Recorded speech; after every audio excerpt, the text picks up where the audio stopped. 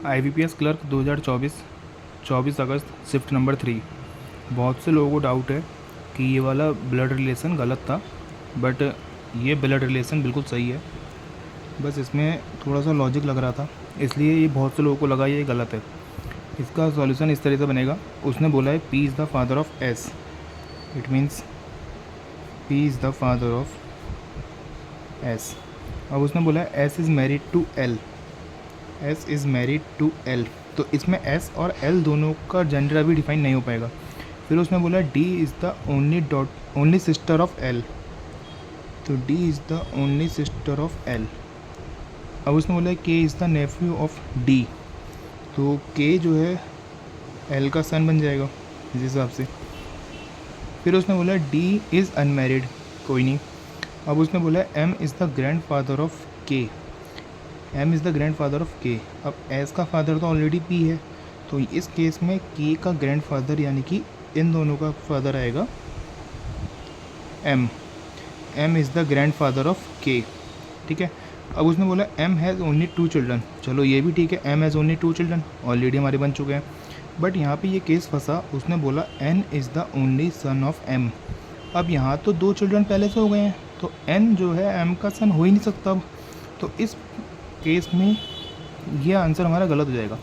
तो हमारा जो इसका सही आंसर अब बनेगा वो ये बनेगा P is the father of S,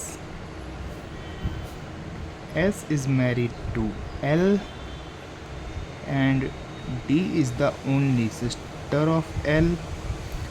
फिर उसने बोला K is the nephew of D। अब उसने बोला है D is the only sister of L, only sister, but एक ब्रदर तो हो सकता है ना, और उसने ओनली सिस्टर बोला है सिर्फ, तो यहाँ पे ज़रूर उसका कोई ना कोई ये भाई है जिसकी यहाँ शादी हुई है, और ये इनका बेटा है K, तो K is the nephew of D।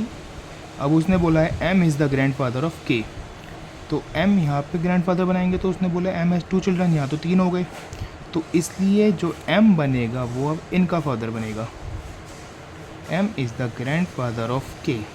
अब उसने बोला M has only 2 children, first child ये हो गया, सेकंड चाइल्ड ये हो गया। उसने बोला N is the only son of M, तो ये N बनेगा ओनली सन, क्योंकि यहाँ पे इनका ऑलरेडी डिफाइन हो चुका है, क्योंकि ओनली सिस्टर D है, तो ये गर्ल नहीं हो सकती, ये भाई ही रहेगा। अब N is the only son, अगर ये सन है तो ये जेंडर डिफाइन हो गया हमारा।